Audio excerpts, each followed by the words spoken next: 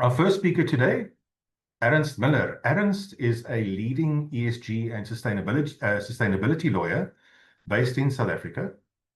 Ernst works at the intersection of legal strategy, environmental sustainability, and stakeholder accountability, helping clients turn ESG risks into opportunities. At this year's conference, under the theme Real ESG for Real-World Impact, Ernst will bring a grounded perspective shaped by his work with governments, multinationals, non-governmental organizations, and local communities across jurisdictions. Also, beyond his legal practice, Ernst represents Africa on the International Bar Association's SDG, Sustainable Development Goals, and ESG Working Group. He serves on the Net Zero Lawyers Alliance Steering Committee and contributes to the Green Hydrogen Organization's Standards Committee. Ladies and gents, please help me, sorry, not help, please join me in welcoming Ernst Müller. Thank you, Ernst. Hello, John. Hi, everybody. First, I'd like to thank John and Business School Netherlands for the opportunity to join you today to talk about my favorite topic, which is full-on environmental social governance integration and what that means in practice. So in today's session, we're going to talk a little bit about what ESG is in the first place. I always joke and say, what is ESG and can you eat it? Because I think it is important to get a sense of what this concept is and what it's not. And then we're going to think a little bit about what integration looks like. And then finally, talk a bit about the controversy. It's a political hot potato at this point in time, which makes it equally exciting and daunting to talk about. And I would like to emphasize what John has said, that if you have questions or comments, please don't hold back. The value of this conversation, what you will get out of it today, really will depend to a large part on how you engage with the topic at hand. If you want to be controversial, I'd love that as well. It takes all different opinions to give rise to a perfect solution at the end of the day. And in these conversations where we talk about ESG, we often have conflicting opinions from within the same organization, where some people would say ESG is dead and others would say, well, it's a fundamental business imperative. So if you give me 1 second, I just want to quickly get the presentation on the screen. Just want to double check with the BSN team that is it projecting on your side? Jean Lisby, brilliant. Thank you very much. So we're off. From my side, John has done the introductions and he did such a good job. I'm not sure if he was speaking about me all the time, but I'm hopefully going to live up to the expectations there. I am, as John said, I work with Herbert Smith Freehills Kramer. HSF Kramer is a global law firm. We merged with Kramer 11 in May this year and now have offices stretching from Silicon Valley in the northwest all the way through to Melbourne, Sydney, and Brisbane in the southeast. Full service law firm. So if you have legal questions, would love to engage with you on those as well. I'm based out of the Johannesburg office, although I live in the beautiful Western Cape, and I take care of the firm's sustainability, ESG, and environmental practices across the African continent. I'm fortunate to work with clients across the spectrum, so governments on law reform processes through to multinationals on their ESG questions, NGOs, and standard setting organizations. We work for entities like the International Council on Mining and Metals, the Science Based Target Initiative, and the like. As I mentioned, 3 parts, and I'll send the presentation to Jean and the team after this, and they're welcome to distribute it to the conference participants. If you wanted a copy, you can get one from them as well. So I think the first place to start is to say that ESG is not new. It's not something that people started thinking about or talking about in the last 5 to 10 years. It's not something that's particularly novel either. For those of you who have read a little bit about the topic, you'll know that it was first introduced, not necessarily the 3 letters ESG, but the risk-based approach to understanding the impact that external people and planet or resources and relationship aspects can have on your business viability models was raised for the first time in a memorandum that a gentleman by the name of Lewis Powell sent to one of his friends, who at that point in time was the chair of the Education Committee at the US Chamber of Commerce. Now, what's very interesting about Lewis Powell, ladies and gentlemen, is that he was a staunch Republican. So, in contrast to what it is that we're seeing globally at this point in time, the concept was in fact introduced by a conservative thinker at that point in time. And what Lewis said in his memo is that if the US government wanted to implement measures in order to guarantee the ongoing viability of the US free enterprise system, so the way that we conceptualize business practices today still, it was incredibly important for leadership teams across businesses, so that would be your boards of directors and executive management teams, to be conscious of what external risks from a people and planet perspective for that business model looked like. Now, if we go back in time and we go back to the 70s, of course, it was at the height of the Cold War. So an interpretation or understanding of communism and the impact of that type of thinking on business models was what was front of mind for Lewis Powell. If you read the memo, you'll see that he writes a lot about the way that in academic institutions and religious institutions started talking about the contribution that business should make to society. And that is an incredibly important imperative. And I'll talk through a couple of examples as we go through the presentation today to show just how this is actually manifested in a real world way. But this was the first time that somebody really started thinking about what it is that we call ESG today. Fast forward a little bit into 1987, and for the first time, the concept of sustainable development is introduced. It's introduced at the World Commission on Environment and Development, also known as the Brundtland Report, that was generated from that process. And basically, what the world said at that point in time is that if we wanted to ensure ongoing viability, which sits at the heart of the ESG thesis, we need to ensure that development takes place that is sustainable. And for those of you who are engaging with the topic on a regular basis will know that sustainable development is not a particularly green concept. Sustainable development says that it's development where you at the same time develop societies, economies, and the environment. So, all three pillars need to rise at the same time, otherwise the development is not sustainable. Importantly, though, sustainable development also rests on the principle of intergenerational equity, meaning that we are only allowed to consume resources in a way that we're not going to deprive future generations to also meet their resource demands. Again, a very important concept, because as I go through the presentation, I would really like you to just always keep in mind the role that external resources and relationships play on business models and business strategies and how you function. And that now sustainable development here is important because, of course, that it's your dependence on external natural resources, for example, or people resources from a social or an environmental perspective to continue developing. In 1987, of course, is also an interesting year because we get the introduction of the Montreal Protocol. Those of you familiar with that will know that it's the protocol that dealt with ozone-depleting substances. So we started thinking about what it is that we're putting into the environment, the impact that that has on the environment, and how that then feeds back to us. And we're going to talk about materiality a little bit. And then as we fast forward through the 90s and the early 2000s, there were a number of fundamental UN or international conferences that took place that have shaped the way that we think about development today, and again, how we engage with external resources. Key among them, of course, was in Rio de Janeiro, 1992 at the Earth Summit. It was the Convention on the Environment and Development, and that was where the United Nations Convention on Combating Climate Change, UNFCCC framework, was established. And that was, of course, the father document to the Paris Agreement that was agreed to in 2015, and that shapes the way that the world thinks about climate change. There are a number of other important conferences that just signpost in them that has shaped the way that we think about these developments. So the Millennium Summit in 2000 that resulted in the Millennium Development Goals. Again, that has morphed into the United Nations Sustainable Development Goals that John touched on earlier. In 2002 in South Africa as well, the implementation of the Earth Summit, tying back what happened in Rio and bringing that to Africa. And I'm not going to go through the whole list of summits. You can Google that if you're very interested. But the point is that as we moved through the 90s and the 2000s, we were still further developing this concept that was first introduced by Lewis Powell in the 70s, saying do we really know what our extent of exposure to external resources and relationship dependencies looks like?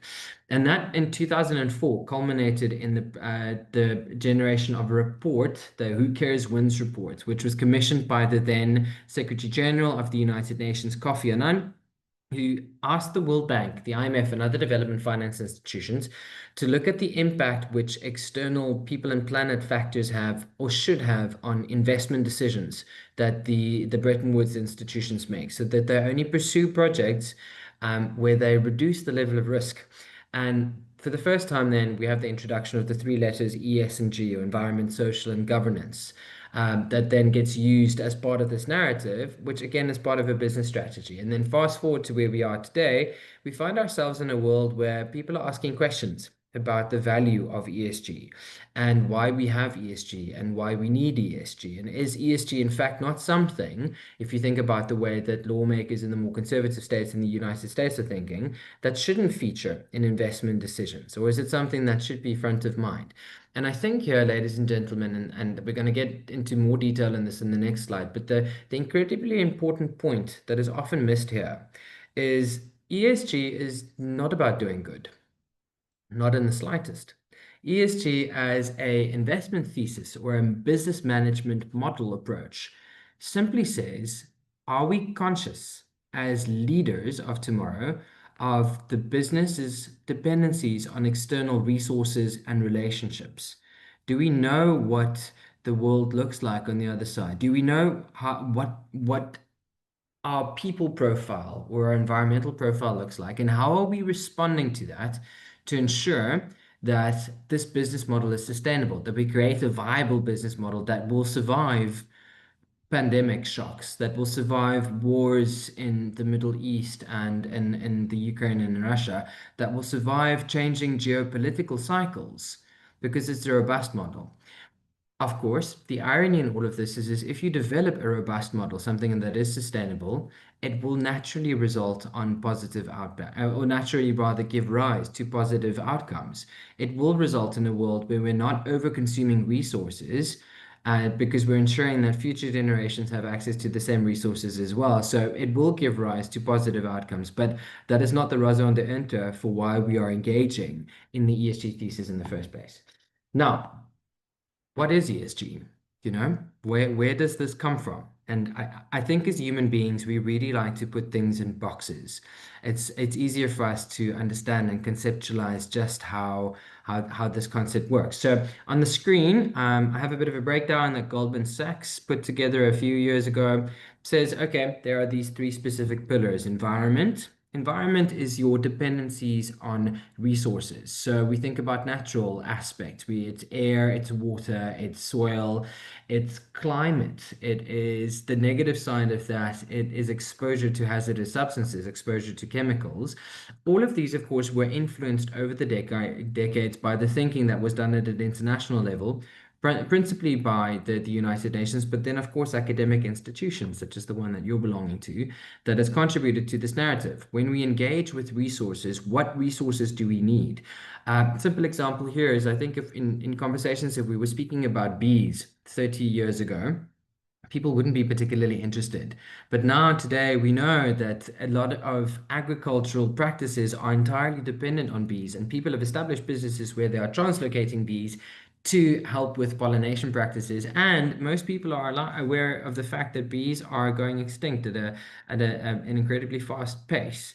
So it just goes to show how we're thinking. And this is, I'm not saying anything about doing good. I'm saying that we're thinking about our dependencies on external resources that we need in order to continue to survive. From a social perspective, the world often thinks about things in concentric circles, right? So your first circle as a business would be your employees. Who do you need to run your business? Your second circle, just a little bit wider than that, is your communities that you operate in. Now, at a law firm, when I have this conversation with my new juniors who join the firm, I often say to them, think about running a law firm next to a nightclub. Would that work? No, of course, that would be difficult because the sound would just be too intense for us to compete with booming speakers all the time. that is exactly how ESG functions. It's about understanding the communities within which you operate. It's more tangible if you get close to the primary sectors where you go think about agriculture and energy and mining, where the interfaces with communities are more obvious. But all of us need to coexist in communities. If you share a business with other businesses, that is your community. There are certain rules that you must comply with in order to remain in the building. That is ESG, ladies and gentlemen. Um, Next circle, of course, is the larger nation in which we live, or the society in which we exist. And then finally, of course, it's ultimately about the end users and consumers of your products. All of them dictate how you think. If you don't think that that's important, I'm always reminded of what Barack Obama said at COP26 in Glasgow. The key decision makers today, ladies and gentlemen, are not lawyers. They are not litigators. They are not legal lawmakers. They're not governments. It's the person with the TikTok account. Because if you have 1 million followers and you make a post about some business and it's negative, people start thinking differently about that business. And it doesn't matter what the courts say. It doesn't matter if a court finds that you, in fact, have engaged in unlawful practices, because by that point in time, your reputation has changed. Last point to make here is just on governance. Of course, it's the framework within which these specific activities take place and how you need to think and how you need to engage with that. What are the roles and responsibilities of your executive management teams, of your boards of directors? How do all of those individuals fit in together? Very important point to make here, though, ladies and gentlemen, is that life does not work in buckets. It doesn't run in silos. And at the end of the day, these things all overlap. So a key issue that could seem like an environmental issue very quickly becomes a social issue. You run a factory where you produce fertilizer, one of my big clients, and some of the chemicals that you use, phosphates, gets released into the environment that pollutes the environment. That's an environmental issue in the first place? Yes, of course. But very soon, communities are affected by the pollution, so it becomes a social issue immediately after that. And as government officials start investigating your activities, one of the first questions they'll ask you is whether you have a proper waste management plan and processes in place. That's a governance issue. So very quickly, the ESG, the three pillars get blurred. And the world actually looks like this. So it's a push and pull scenario when we think about our resources, relationships, and dependencies, and how we're moving in one direction results in pulling in the other direction. What makes the situation even more complicated, ladies and gentlemen, is that in the ESG realm, we live in the binary relationship between the business and the lawmaker. We're taught to think about governments that make rules and government that create frameworks within which we must exist, and then the businesses and the private sector participants that must respond to that. If you comply with the law, you're fine. If you start dabbling outside the legal framework, you're exposing yourself to risk, and that could result in sanctions and penalties being visited upon you. From an ESG and sustainability perspective, the truth is the world does not look like this at all, unfortunately. As I just mentioned with the Barack Obama example, we're exposed to what society wants. We're exposed to what the other groups and the other the stakeholders across our value chains expect from us, be that your investors, be that your employees. Now, let's think about a few simple examples in this context. Work from home policies. It's become quite a contentious thing to think about as well. Should employees be entitled to work from home for part of the time? Would that result in circumstances where not enough gets done? I had a conversation with my wife's cousin this morning talking about the way that Gen Zs think, right? And how they are definitely shaping the way that we go about our daily practices. Now, as a millennial, I think we're pretty set in that we're equally comfortable in a manual and an automatic world, whereas I think Gen Zs think differently. They grew up in a world where they never had to wait for things to happen, because if they needed an answer, they Googled it. Now, if we as leaders of business practices want to engage with the next generation, we should be thinking about what their needs look like. How do we channel them to identify their specific superpowers to ensure that they positively contribute towards the business practice? Next bit is, of course, also just society in general. Now, here, one of the most significant examples is in relation to the activities of a mining company called Rio Tinto. A few years ago, Rio Tinto had access into specific iron ore deposits in the western parts of Australia. And in terms of their agreements that they concluded with the communities, they were allowed to destroy the caves that were found on top of these iron ore deposits to gain easier access to these incredible iron ore resources. All of this was lawful. Interestingly, the agreements that were concluded were based on requirements that were established under a law that emanates from the 1970s, if I remember correctly. And Rio Tinto made a legal decision and decided to blow up the cave so they get access to these incredible iron ore deposits. The PPK community that live in the area, when they realized what happened, were devastated. They were up in arms. And that they said that Rio Tinto made a massive mistake because what Rio Tinto did is that it had destroyed religious sites and caves that were 40,000 years old. These were caves that were incredibly central to community values, to religious rights. These were not the most important heritage resources for the community in the area, but nonetheless, they were still important. The response to that, ladies and gentlemen, despite the fact that Rio Tinto was acting legally, was that the government in Western Australia instituted a presidential commission of inquiry. The CEO, Chief Sustainability Officer, CFO, and Chairman of Rio Tinto were exited from the business, and the share price fell by 4% within a short space of time. So it just shows that even if you do act legally, if you are not conscious of your external resource and relationship dependencies, the Rio Tinto example, if we think about Juukan Gorge, you're welcome to Google it. Rio's got a whole website that explains everything that happened there in a lot more detail.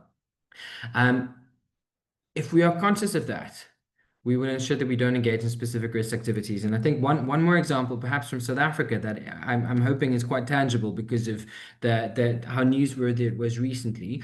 But some of the bigger exploration companies held licenses under the Mineral and Petroleum Resources Development Act to explore for gas deposits of South Africa's coastal region. So it started in the Wild Coast, and then of course it was manifesting in the West Coast as well. And the communities took the government's decision to award these rights or licenses to court through judicial review mechanisms. And key to the argument that especially succeeded in the Wild Coast communities was that the private sector participants didn't thoroughly engage with the communities during a public participation process, which of course is a legal requirement. But had they done so, they would have learned that these intercoastal management zones in which some of the exploration activity was going to take place was religiously significant to these communities. It was part of their right to culture and right to religion. And because they didn't ask the right questions, because they didn't engage with the communities, they didn't appreciate the impact that the proposed exploration activities could have on their cultural rights. And as a result, the government said, well, we didn't have all the material information at our disposal when we made the decision to award you the licenses. So we're setting aside. The court set aside those exploration licenses, right? So end of business transaction. So I think this makes it incredibly complicated. So I'm going to take a quick sip of water. Just give me a second. When we think about competitive sustainability, or we think about ESG, or just sustainability, call it whatever you want to, it doesn't actually, and I'm going to jump back very quickly, it doesn't look like this. These are not 3 pillars with 8 or 10 or 15 topics under them, and we put them in boxes and we silo them, and we know HR does HR, and sustainability does sustainability, and finances does tax. Doesn't look like that, because actually, if we think about the different stakeholders in our own spheres of influence and who have an impact on us, when we think about our relationship dependencies, when we think about the different elements from a resources perspective that have an impact on us, when we think about the fact that there are legal realities, reputational realities, stakeholder demands and needs, ESG actually looks like what we have on the screen. Now, this I took from the World Economic Forum's risk reports, and as you'll see here, it is a network of interrelated relationships and dependencies. And of course, some of them are more important than others. But it's not just environmental related factors, right? It's we have natural resources here, but we also think about decline in health and well-being. We think about state-based armed conflict, and we think about cyber espionage. And this is critical. This is a very important image to understand in the context of competitive sustainability as it is viewed today. Because if we focus on the first principle that Lewis Powell, a Republican lawmaker, eventually was appointed to the U.S. Supreme Court, Supreme Court, introduced in 1971. If we want to guarantee the continued viability of free enterprise systems globally, it's incredibly important for key decision makers, the leaders in the business, to be conscious of whatever a business's external resources and relationship needs look like, and then to use those in order to inform what the business strategy looks like. And we're going to take a look in a second at how this gets implemented in practice and how different businesses are doing it on the one hand, but also how reporting regimes are expecting us to do this. I promise, John, that I'm going to park at specific intervals to just check if anybody's got any questions or if anybody's got any observations. I'd love to hear what your thoughts are. Ernst, I'm going to ask, I was erring on the side of caution to ask this question, but I think I'm going to not to put Jonathan McDonald on the spot here, but I observed that he joined us. He's an industry colleague, I think, in the logistics industry. My eye fell on a statement earlier on, I think your second slide, that read something to the effect of competitive sustainability is here to stay.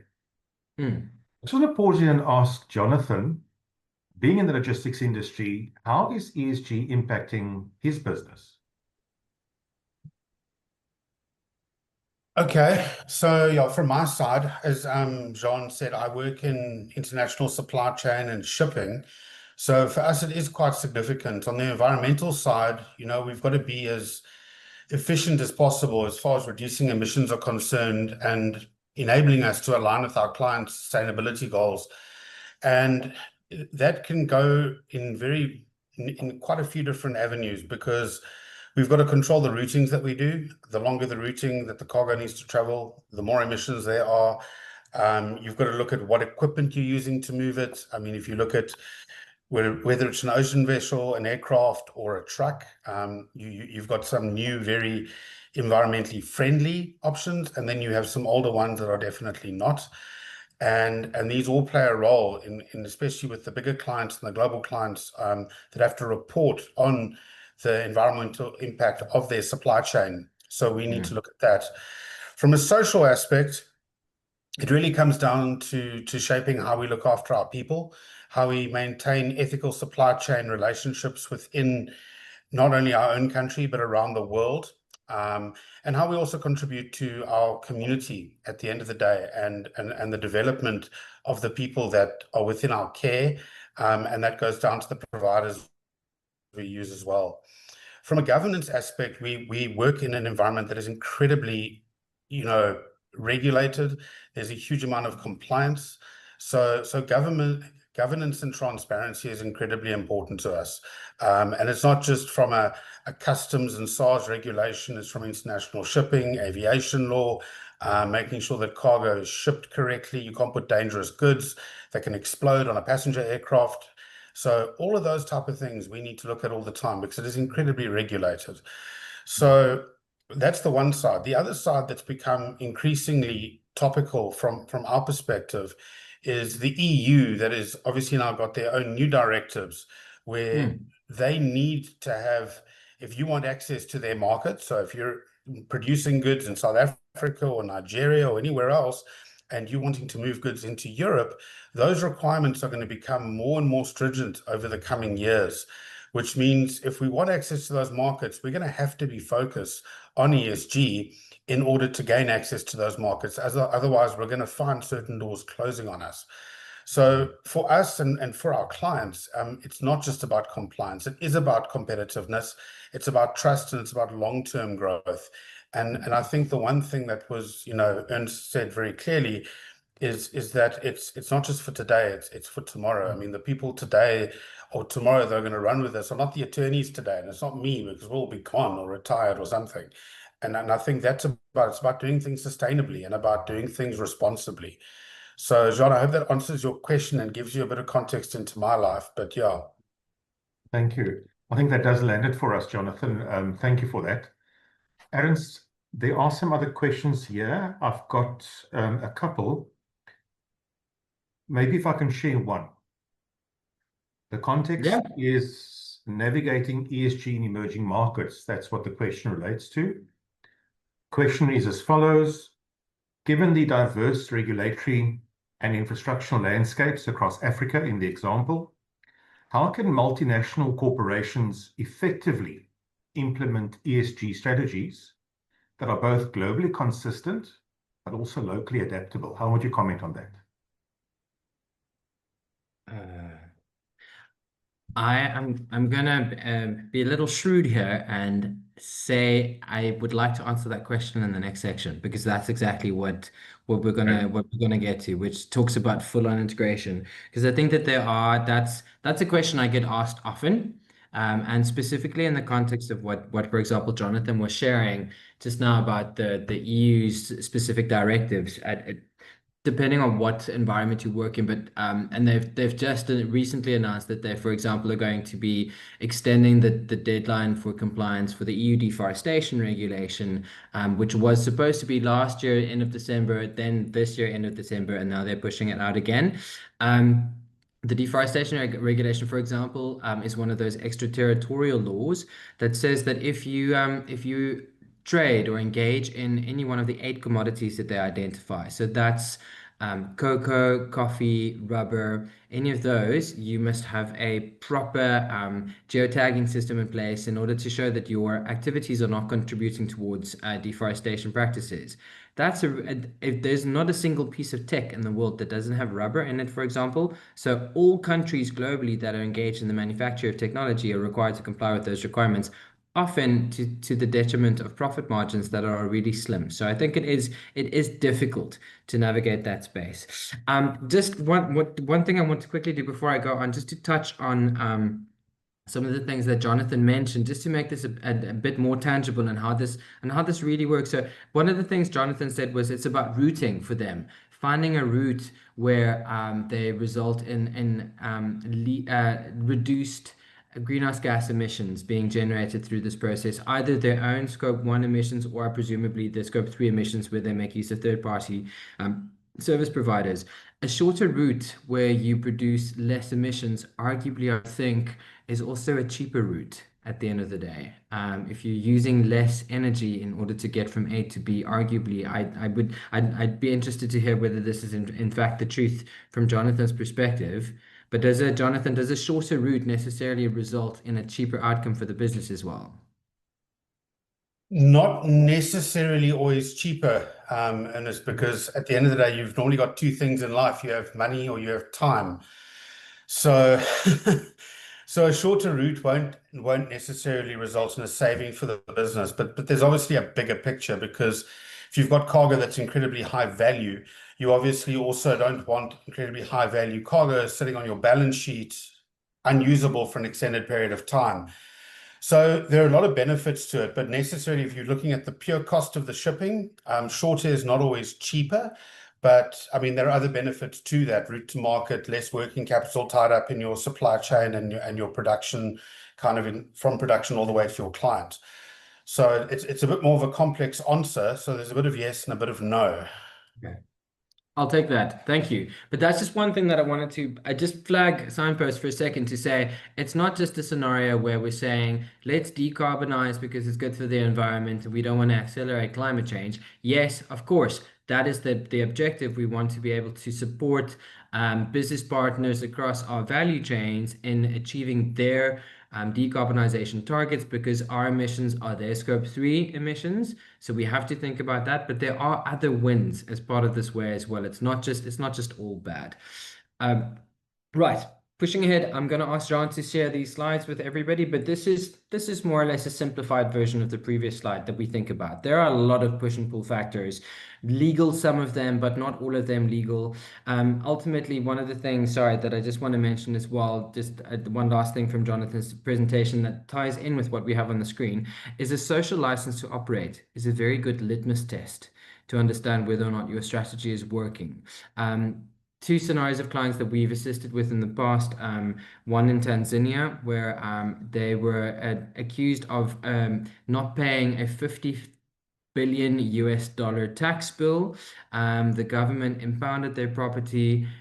it was all in the same time periods as elections were taking place, and the mining company wasn't particularly a favorite investor in the country.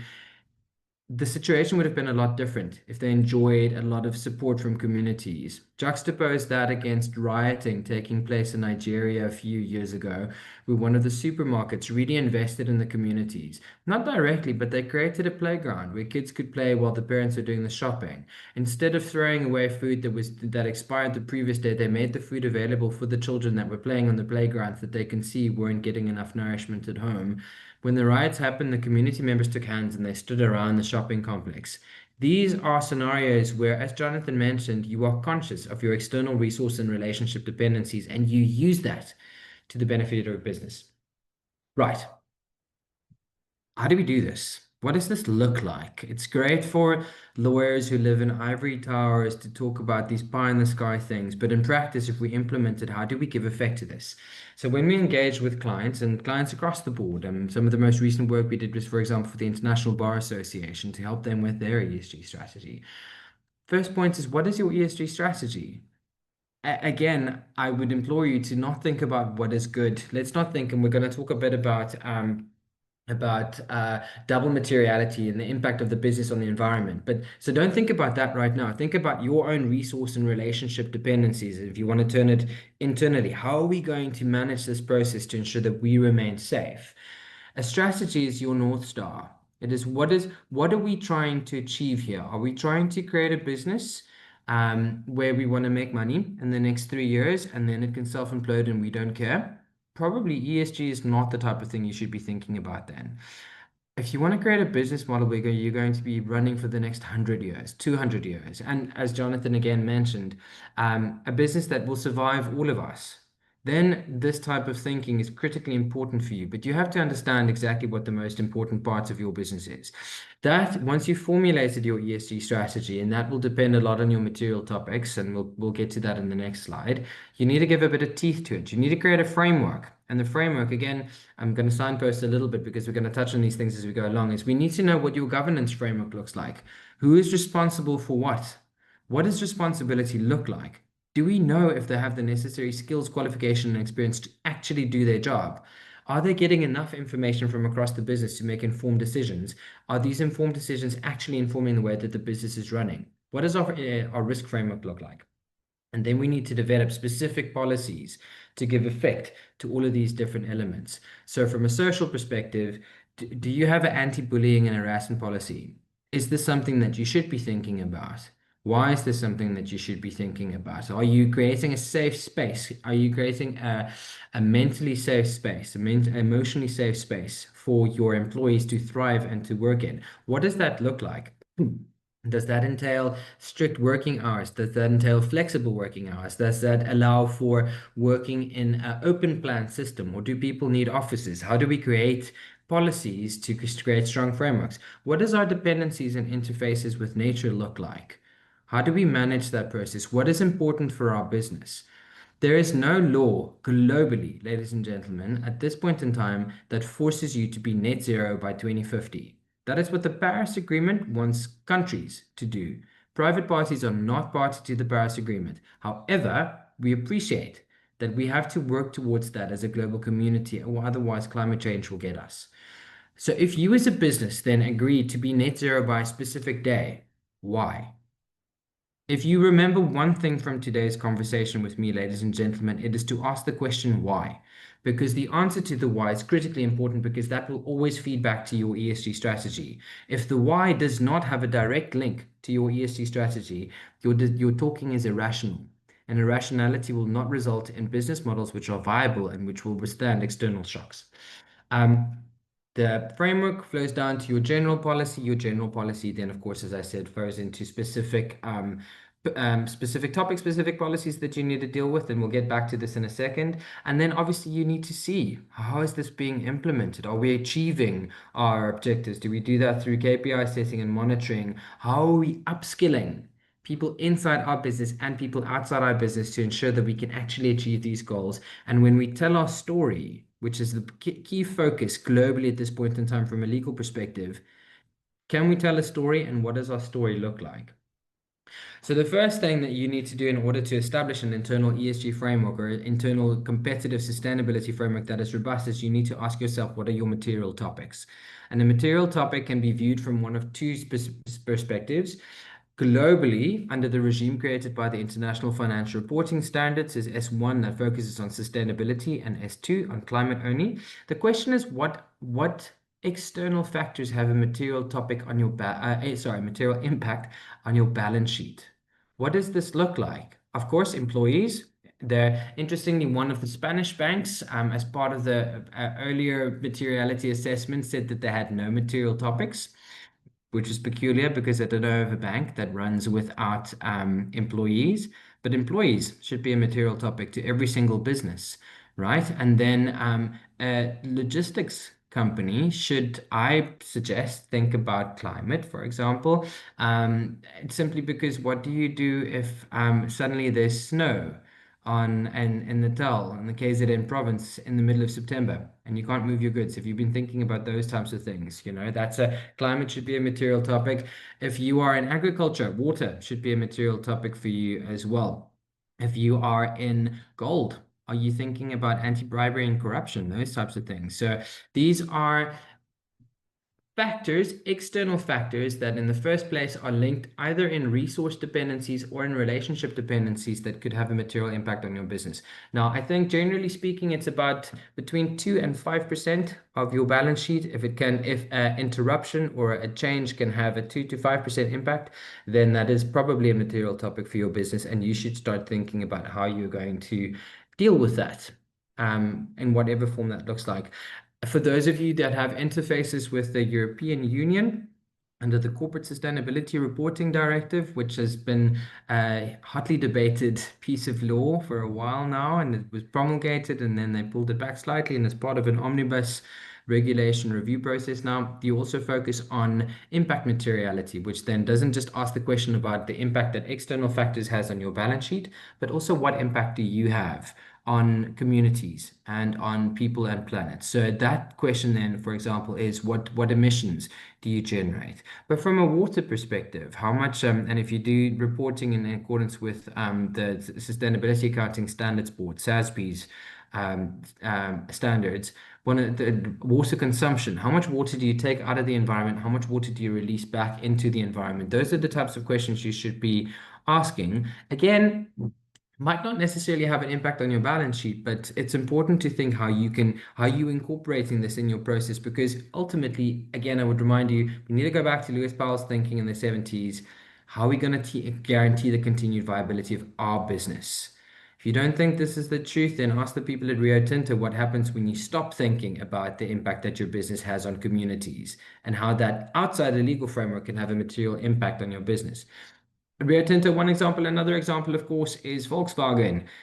Most of you must have heard of Dieselgate as well. They had catalytic converters, I think, used in some of the Golfs. And they said that the emissions generated by these engines are lower and probably the most competitive models on the market at that point in time. The regulators in the US, Britain, and the EU tested the models and found that actually the amount of carbon dioxide being emitted is more than what the Volkswagen said at that point in time. VW has paid over $2 billion in fines since then. Again, think about the impact that something like that will have on your bottom line. Or any of the other greenwashing examples that have done the rounds. So one last thing before I move on.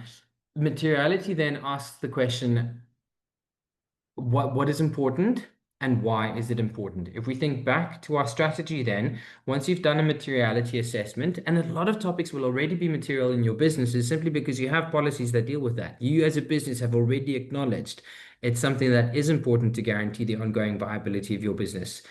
Those topics should be grouped together in a strategy. Why are you thinking about them? Why have we marked them as important topics?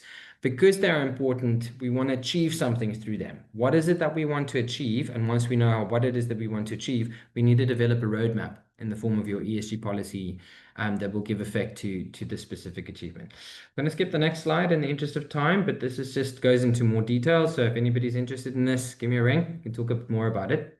But ultimately, then, this is the most important thing, slide, because this is what a good internal ESG framework is based on. And I say that for two reasons. The first is from a storytelling or reporting and disclosure perspective, all the regimes globally are premised on these four pillars, whether it's the Task Force for Climate-Related Financial Disclosures, the TCFD, its counterpart to nature, the TNFD, under the Corporate Sustainability Reporting Directive, it deals with this, or the IFRS's regime, it also asks these questions.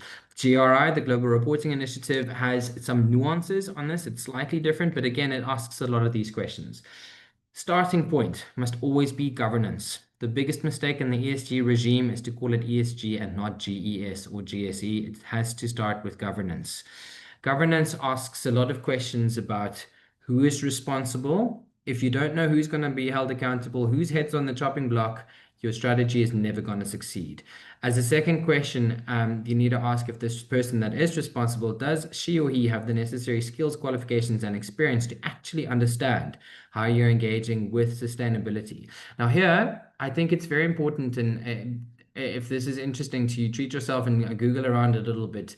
But businesses adopt different approaches to board members being awarded the ESG portfolio. Sometimes it sits with legal, sometimes it sits with finance, sometimes it sits with investor relations, sometimes it's on its own.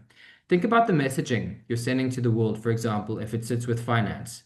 You're strong because it ties in with the reporting regimes globally. Is that the right person? Is somebody who is responsible for finance and equipped to deal with sustainability related questions?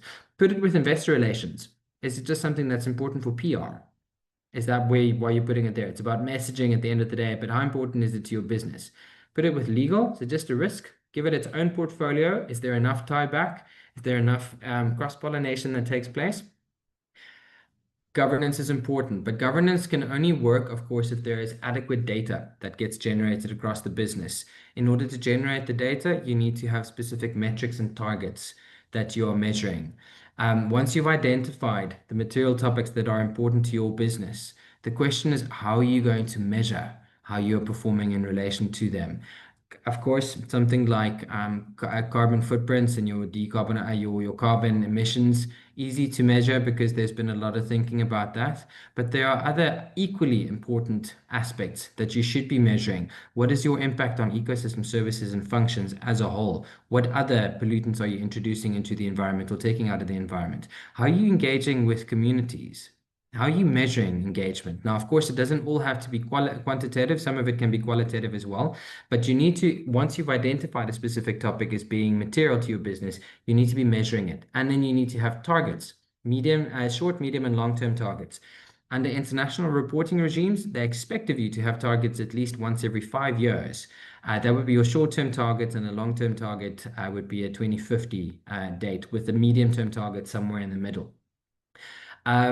Many businesses, and I'm sure it's the case with you as well, assign KPIs to the achievement of these targets. Make sure that it works, at the end of the day, and that it is actually subject that's something that enhances the messaging that you're sending to the world at large about what it is that you're trying to achieve as a business.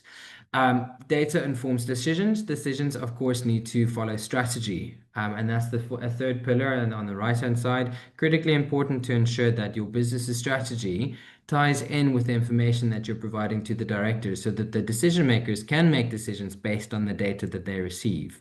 The data, of course, for those of you who have not developed systems in place to generate data, it's recommended that you try and adapt the same systems as you would do for accounting principles in general. The data must be fair, must be reasonable, it must be comparable from one year to the next, so that you're able to show progress in one direction or in the other. And then the last piece I would mention that is, of course, very important as well is your risk impacts and opportunities framework that you establish. Do you have a system in place where you can identify early warning risk signs, that the data that gets generated gets converted adequately and transformed adequately and then presented to your key decision makers so that you can avert the danger?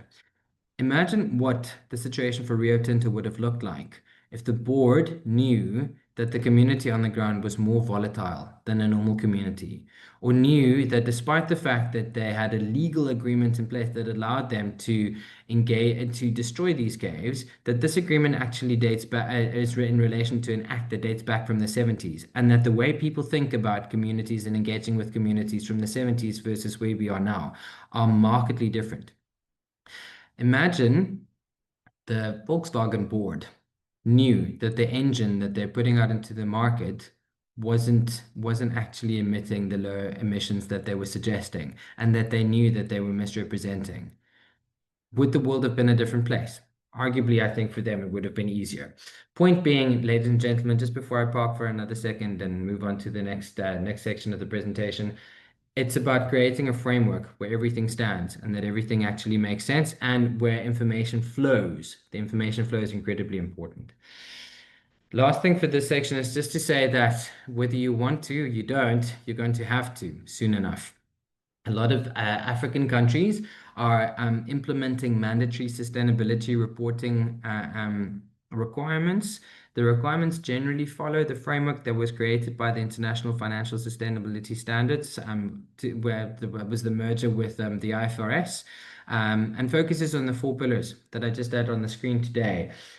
Egypt was an early adopter. Egypt in 2016 adopted a framework that follows what is presented by the Global Reporting Initiative, so it's a bit of an outlier. But countries like Tanzania, if you are a public interest country, you are already expected to be reporting against these standards. If you're listed on any of the stock exchanges across Africa, chances are you're going to be caught by this in the next 2 to 3 years in any event. If you are a South African entity that reports to that has to submit reports on CIPC, the XIRBL system already makes use of the taxonomy created by the sustainability reporting standards, where you must, when you submit your data annually, ensure that you respond where you can, although it's not public, to a lot of the requirements that are imposed under these specific standards. This was a big data dump, so I'm going to stop here for a second just before I talk about real world examples. Any other questions, John? And perhaps also, if I didn't answer the previous individual's question on implementing frameworks properly, I can also give that another go. Thanks, Ernst, and thanks for looping back on that. Ernst, not a question, but a comment. I'm going to ask David Hubert if he's comfortable. David, it doesn't appear to be a question, but perhaps a reflection or a comment. David, would you mind sharing your thoughts with us?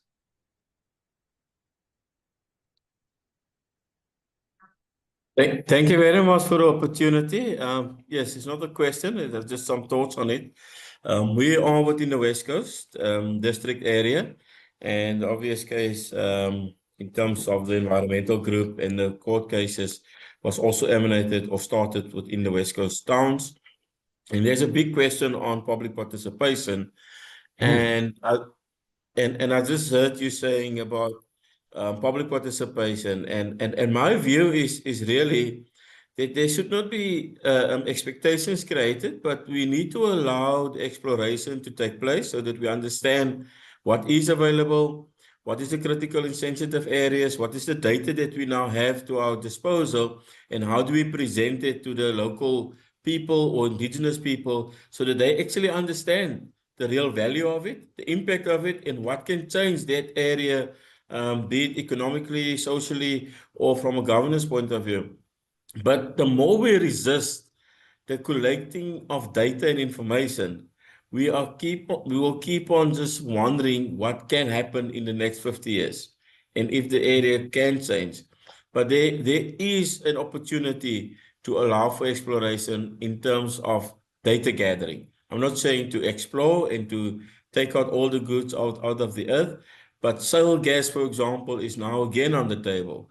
It's been public participation process, advertisement in various newspapers, but not all local communities read newspapers. Not all local communities have access to data and information. And how do we change that over a period of time that we actually equip communities to ask the right questions, to steer the conversation in terms of what is valuable for them and how they want to participate in the process, but at the same time also understand that business, when they do exploratory data gathering, that there's a significant cost to it, and the ultimate goal will be to make money.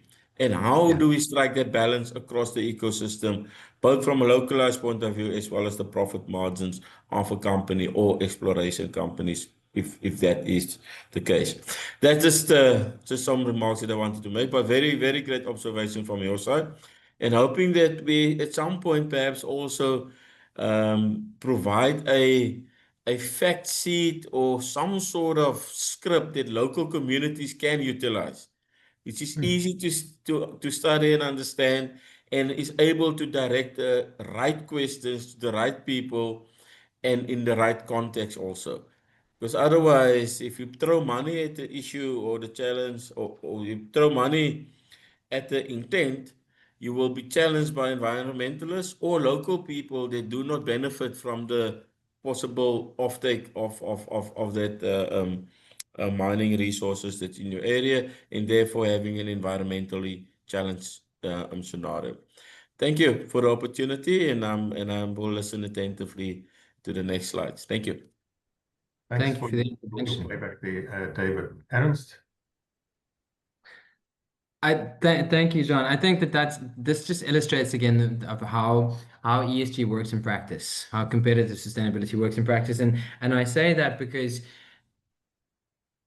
to understand community needs, to understand your dependence on communities, you need to have meaningful engagement processes. An advertisement in a newspaper that a community may or may not read, a notice on a radio station that a community member may or may not listen to. Is that meaningful engagement? Are you actually engaging with the communities in a way where you are establishing a social license to operate? Because, as mentioned earlier, that's the key crux. Any litmus test for whether or not your ESG strategy is working is whether you have a social license to operate across your business. Of course, there will always be people against you and for you, but for the better. For sure. Thank you. So, little conscious of time, because I originally said to Jean that I am not going to use up my full time, and this has been a good conversation. So, Jean, you need to give me a heads up if I'm running out of time as well. You're welcome to continue, Ernst. Thank you. So, I think globally, if you listen to if you listen to the news and you listen to geopolitical developments, and 5 years ago, climate change was front of mind for everybody, and it was there were a few individuals across the spectrum who were not interested particularly in climate change, but generally speaking, I think, for example, climate change is the poster child for a lot of sustainability issues, was a pretty uncontentious topic. And if we fast forward to where we are today, we see that there's been a lot of backpedaling. There was an interesting letter, for example, on the supply chain management piece that went out last week, where 40 CEOs apparently signed a letter to say that they are no longer supporting the specific piece of law in the EU that's going to focus on providing reporting on your engagements with human rights related issues and environmental related issues across your entire supply chain if you meet specific thresholds requirements. And that from an EU perspective would be if you're an EU incorporated business, but if you are part of a group that engages or interfaces with EU businesses, you would have to provide the data as well. That piece of law, as an aside, is the subject of ongoing debate and finalization together with the EU taxonomy and the corporate sustainability reporting piece as part of the EU omnibus that they're working on right now, or the omnibus regulation rather. But I mention this because this letter was front page news for a long time, in the last week at least, and everybody was talking about it because there are a lot of big names that were key proponents of sustainability that were cited in there. And then of course some of the other oil and gas companies that are not necessarily as supportive of decarbonization strategies. I understand that only 2 people actually were aware of that letter, that had signed it, and that the other 38 businesses were not necessarily in support of the specific petition, which said that the corporate sustainability due diligence directive should be scratched. Point is, it doesn't really matter whether this letter is a hoax or whether it's the truth. I think the point is that we're not surprised about seeing letters like these anymore, and that we understand that there is a lot of pushback, or at least from the media's perspective, there's a lot of pushback to sustainability related pieces that we didn't see in the past. And I don't think we can blame businesses. I think from a greenwashing perspective or a green hushing perspective, or any of the washing and hushing that you get across the whole rainbow spectrum relating to different topics, I think businesses are conscious that they are exposing themselves when they make claims in related to green matters or environmental matters or community related matters. And the response to that, and which I think is great, and because it goes back to why we actually have ESG, is to move away from ESG theatrics. We see a lot less businesses going out and saying we'll be net zero by 2035, or our board will be 50-50 gender equal by 2026, or that we embrace LGBTQ rights or anything like that. Because talk is cheap, as the song goes, at the end of the day, and you really can't buy it back. But if you want to really derive benefit from the ESG narrative or competitive sustainability narrative, it's about full-on financial integration. It's making it part of your business as usual. So those of you who fly into Cape Town Airport every now and then will know that on the domestic side of the terminal, RMB, for example, put it there to say that ESG is now BAU. And it's not just RMB locally. The world's biggest sovereign wealth fund, as everybody on this call knows, is the Norwegian Sovereign Wealth Fund, or Norges Bank. And people who have analyzed their financial reporting, people who are a lot smarter than I am, have identified that for Norges Bank, if they want to make an investment in any business, there are key factors that they take into consideration. Two of the key factors that they think about is they're not investing in businesses that operate in water-stressed regions that are dependent on water. When you say it out loud like that, it's a pretty obvious thing, right? How are you going to engage with that business? How are you going to ensure that you, as an investor, institutional investor, get a solid return? They also don't engage with businesses, or try to not engage with businesses, that operate in high biodiversity areas. They don't want to engage in areas that could result in the destruction of the environment because of the reputational harm that they could suffer as a business, but also the impact that it could have on those specific businesses. If you want to mine in a community that's incredibly volatile, chances are you're going to have issues with the community somewhere along the line. Chances are you're going to have disruptions somewhere along the lines. Chances are that's going to have a massive impact on the ongoing viability of your business. If you're not conscious of these external S factors, it's going to have a negative impact on your business model. And what Norges Bank, and just to make it clear that this is not just, I know all statistics are often, where a lot of statistics are just made up. This was one source that reported on this, and Bloomberg Green actually reported on this exact same topic 3 months later yesterday. So I actually really do trust the information that I have on screen right now. But from Norges Bank's perspective, they found that it's no longer just a 2 to 4% impact that it can have on your bottom line. If you don't think about climate-related risk, catastrophic climate-related risks, it's 19 to 27% of your model. And it doesn't even have to be just the world's biggest sovereign wealth fund. I was in in Zambia 3 weeks ago, in Livingston, and the gentleman who was my taxi driver said to me, you know what, it's really dry at this point in time, and you'll be disappointed because the falls are not going to be full, but we're seeing changes here. In the old days, farmers used to start sowing at the start of November, but now they can't sow until plant. They wanted to start planting by December and beginning of November, but now they can't plant until after Christmas. And it's really difficult to explain to these farmers that the weather patterns have changed. But that is how basic this is. If you are not conscious of how weather patterns have changed, if you're not conscious of how consumer needs have changed, you're going to be in trouble. My favorite example outside the environmental space is if we think about banking. If I had to have a conversation with my grandfather today, he was born in 1929, has passed away a long time ago already. When he banked, he walked into a building. He spoke to someone behind a centimeter thick glass. He gave them a form that he filled in with his own hands in small little blocks, and they handed him some cash, right? That's how he banked. Gen Zs today bank by downloading Discovery's app. They punch in a few numbers and they transfer money, or they tap their phones when they walk past the shop, and that's how they pay.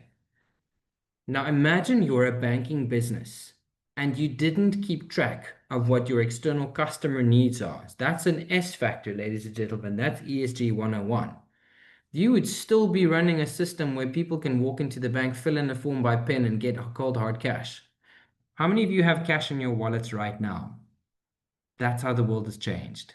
Exactly. Well, John, the car guards will be incredibly thankful if you park next to them. But that's what the world looks like today, right? That's how the world changes. And that's why it's incredibly important to don't tell the world that you now have a banking app instead of having people that serve your customers. Create a system that responds to customer needs, because that is what the world is about. And it's not just me. Capgemini published this report earlier in the month, either at the end of September or during October, where they talk about how integration really is still happening. It's about the things that I felt quite encouraged when I saw this report being published, and it was the CSO of Google, Adam Eldman, who was writing about this. That it really is about long-term business modeling. It's ensuring that your business is robust. You can withstand specific shocks, any external resources, relationship shocks you can live through, to ensure that you're future-proofing your business at the end of the day. And even though a lot of announcements globally are about moving away from climate change related things, the truth is the people who responded to the survey, and Capgemini, ladies and gentlemen, is a very, very big data business globally, so the data that they generate is incredibly reputable as well. Businesses are still planning to be environmentally responsible. They're still committed to being net zero by a specific point in time, because in this you don't have to explain to South Africans who've gone through series of load shedding. If you have solar panels on your roof, chances are your kids are going to be able to watch their Netflix shows like tonight, and that's going to be a lot less conflict in your house. That's a sustainable operating model, just at a very low scale. If you're stuck still using just Eskom power, you're exposed. The question is whether you're going to run those risks at the end of the day. Same thing works for a business at the end of the day, you know? So I've got some of the additional statistics on the screen. What is the truth, though, is that in the short term, but it's just in the short term, ESG implementation is slowing down a little bit simply because of budget constraints, geopolitical tensions, and the availability of data. So that is something that we need to think about. But on the last slide, and this is where I'm going to end, this is the confidential memo that I spoke about at the start of the session, written on the 23rd of August, 1971. The message has been the same for 54 years. If we want to create businesses that will survive, we need to create operating systems that are conscious of our external resources and relationship dependencies. It sounds stupid when you say it out loud because it's so obvious, but it's the truth. And I think often in businesses, we think that we're insulated from this, or we're just not taught to think about it. If you live in certain parts of the world, you will never leave your house without an umbrella because you don't know whether it's going to rain on that day. Why would you not run your business in the same way? Why would you not run a business where you are conscious of the impact that the environment can have on its viability? It's as simple as that. Thank you very much for your time, ladies and gentlemen. This was me. Ernst, thank you. That was insightful. Have you got a minute still for us, minute or two, to field Yes. some questions and comments? Of course. I'd love to hear more thoughts and happy Great. to answer as many comments as there are. Lovely. Ernst, it's really thought-provoking.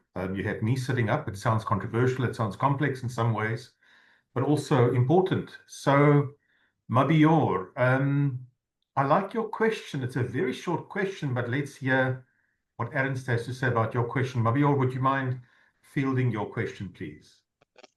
Yes, I think the question was talking about that the 1.6 billion has made the ESG debt. So I was wondering how has 1.6 million caused the SG, as you know, ESG debt. So how has it made it, like that amount of money has caused the ESG debt. So I was trying to understand how. Thank you. The line is a little scratchy, but I think the nub of your question is, if it's making so much money, how does it prove that ESG is dead? And I think Yes, you hit of the course. nail on the head there. It proves the alternative. But it really also asks the question, and I think that that's important, is that it doesn't matter what you call it, right? Whether you want to call it ESG, whether you want to call it sustainable development, whether you want to call it competitive sustainability, as Cambridge University has been propounding for the last year, whether you want to call it ongoing viability, it's not dead because it's not something that you can give life to, and it's also not something that you can kill. It is a risk management strategy where you are conscious of your dependencies on your external resources and relationships. And I think you would be negligent if you wanted to run a business and not take those factors into account. So ESG is definitely the three letters. ESG might be dead, but everything else that underpins the principle, I think, will outlive all of us. Thank Thanks, you. Aaron. Thanks, Mabior. Yeah, thank you. Understand. Gideon Ikpo, you're welcome to come on screen and pose your question, please.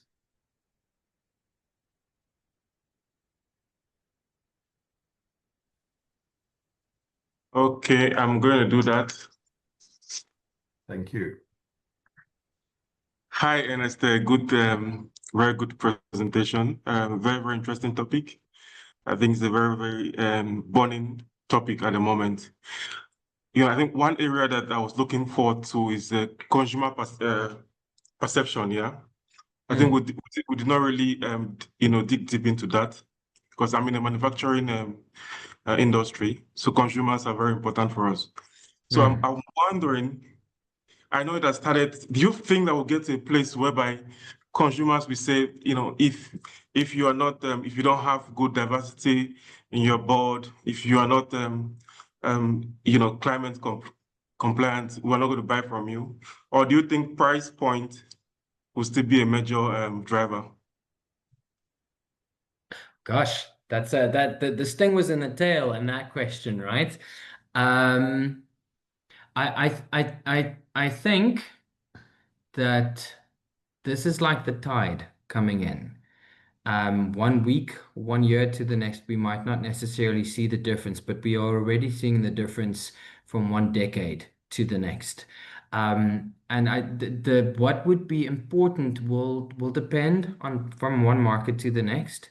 But I need to be careful here because we act for a lot of these companies. So I need to think about how I answer this question straight on. But if you think about how the world is thinking about fast fashion, for example, and fast fashion, everybody was very excited about fast fashion when it came to Africa, and you could buy clothes at incredibly competitive prices, and it gets shipped to your house very quickly.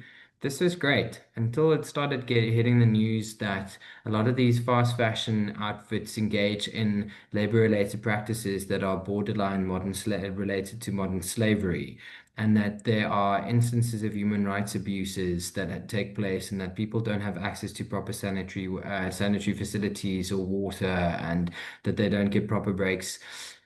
And so labor-related issues, and suddenly people stopped buying this fast fashion. So I think that the basics of life, the necessities of life, I think will always be treated differently. So basic food, bread, water, fruit, those types of things, I think will be at a different scale. But the more high end the products are that you're engaging, the more will be expected from you at the end of the day. And I'm very excited about the next generation, the Generation Zs, because they're not materialistic at all. They think about things that they're a lot more interested in living life than they are about wearing Gucci, So, and that means that if they buy things, they want to know where it comes from. If they buy things, they want to know what impact it had on the environment. And that's why Cambridge is leading into this new definition of competitive sustainability, where they're saying that you must use sustainable development factors to gain a competitive advantage. Now, that can be from a financial perspective, where you engage in products that have longer life cycles, and for that reason, you don't have to replace them so often, so they're more expensive at the start, but they have a reduced impact on the environment. Or it can be by engaging on specific topics that we know that your consumers and end users want. So I think the short answer to your question is it will become increasingly important. Exactly what it is will depend on how the world develops in the next few years. I think From a climate change related perspective, climate change wasn't a thing that people spoke about regularly about 10 years ago. Paris Agreement, we must bear in mind, was concluded in 2015. When the Paris Agreement was concluded, people didn't really know what it was about. Now, a lot more people are aware of the impact of climate change simply because of a lot of natural disasters that are affecting their daily lives, their daily patterns. Summer is coming later. Summers are drier than what they used to be in Southern Africa. Other areas of the world, there's a lot more flooding. We had random snowfall events every now and then that we didn't have as much of in the past. This means that people are more conscious. When they are more conscious, they're thinking of a lot more things, you know. And so probably if you are, for example, I'm a big fan of Feroz Kaur at Woolworths. He's the Chief Sustainability Officer there. And he says, have values and follow them and you'll create value. And Woolworths is probably one of the most successful retail brands in the South African market at this point in time. Certainly, if you ask my wife and her friends, you know. So, and that's because they were pursuing strategies that accord with people's values, you know. We like to support the things that we like. So I hope that answers your question, Gideon. Yes, I think if I can recap, the very strong point is number one is the fact that the industry where you play matters. So if it's a high-end material, high-end items, it is important that ESG may be the priority. Things around the stable food and stuff like that, you know, those ones price point may be strong. Then another thing is around the generation. So the recent generation now may be gearing towards ESG because they are more concerned about the future, sustainability and stuff like that. So 100%. I think yeah. So thank you. Very strong point. Thank you, Gideon. Thanks, Gideon. Ernst, we've got a question also from Juanita Bauer. I just want to see if she's available. She had some reflections before you even started, and she would like to ask you. Thanks, John. Yes, I did. Ernst, I wanted to know, you did allude to the fact of the omnibus package that's happening in Europe and the discussions that's taking place. I wanted to know, what is going to be the impact for us in Africa with the changes that are being made in Europe? Is it going to make it easier for us in Africa? Yes, I think so, but to a lesser extent. The omnibus package, just for people who are less familiar with it, is a piece of law that's making its way through the EU trilogue system at this point in time. And the three pieces of legislation affected by this first regulation is the Corporate Sustainability Reporting Directive. As the name suggests, it's reporting on your sustainability performance, but across your entire value chain. So that's why it affects African businesses, because whilst you are not required to report, you will be expected to generate data that will allow your European counterparts to be able to report. And it's across the entire value chain, which means that if you do business with them, they'll need your data. It's not just a scenario where if you are part of the larger group or where the holding companies will need the data. Corporate Sustainability Due Diligence Directive focuses on impact on human rights and the environment across your entire supply chain. And then the taxonomy, which is how you engage with and use specific language across the EU region from a sustainability perspective and what you may and may not do and say within this context. There is another omnibus package that's been mooted in the context of the Green Deal that focuses on the Green Claims Directive, for example. And the thing is, all of these omnibus packages, Jonita, is about increasing the threshold for the number of businesses that must comply with the requirements imposed under the regime. The thresholds are in relation to your annual revenue as a business or your asset value or the number of employees that you have. They're increasing the thresholds, which means that the number of businesses that must report against these requirements become less. So arguably the impact on African businesses will be the same if you do business with these entities, and it will be removed if the businesses that you do business with were in scope but are no longer in scope. However, I think that there are other legal instruments that are still applicable that will have a pronounced impact on African businesses. A key example here is the European Carbon Border Adjustment Mechanism, which basically says that you must account for your emissions profile if you want to import products into the European Union region. It ties in with the European Emission Trading Scheme, where businesses that operate within the European Union have to decrease their carbon emissions globally. And what Brussels is trying to achieve is create a scenario where you don't just simply export your emissions and get the products manufactured in regions where they don't have cap systems in place, and that even if you import from those regions, then you'll have to pay a tax in order to get it into the EU. So that'll push it down. Same with the EU deforestation regulation, which is one that I touched on earlier. So the impact, I think, the extraterritorial application of the EU legislation is an equally contentious topic in Africa. I think it's often referred to as neoliberal colonialism, where they're just colonizing the continent through another way.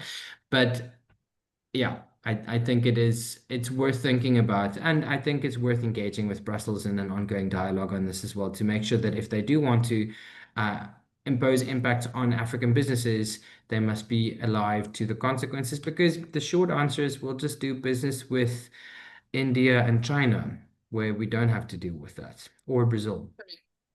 Great, hence the question. Thank you very much for the answer. You're welcome. Thank you for the question. Thanks, John. You're welcome. Thanks, Juanita. Ladies and gentlemen, talk about subject matter expertise. Thank you, Ernst.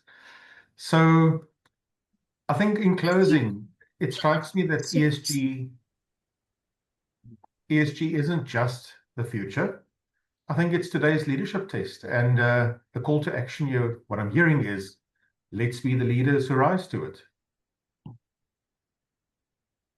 Thank you, Ernst. And thanks, everyone, for your contributions.